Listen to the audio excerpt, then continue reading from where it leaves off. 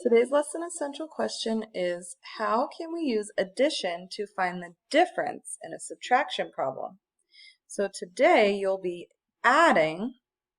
When we add, we find the sum. We put two numbers together and find the sum, which is the answer to an addition problem. But you'll be adding to find the difference today in a subtraction problem. So the difference is the answer of a subtraction problem. You're probably wondering, how can I add to subtract? Well, let's talk about that.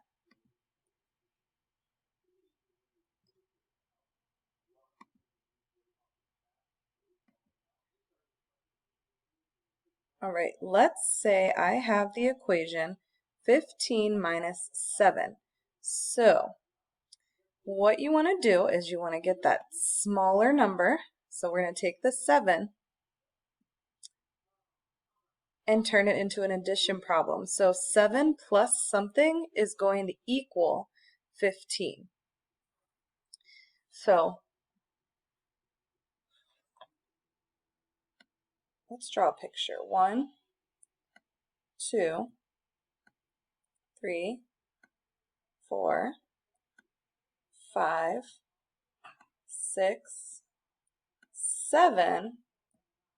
Now we have 7, we want to get to 15. So 8, 9, 10, 11, 12, 13, 14, 15.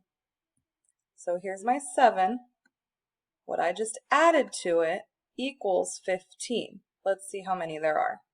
1, 2, 3, 4, 5, 6, 7, 8. So we added 8 to it. So 7 plus 8 equals 15. These numbers are going to be the same.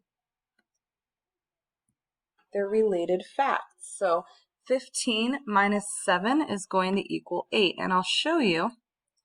We know that all of this is 15. If we took away the 7 that we started with, we're left with 8. So there you go. That would go right there.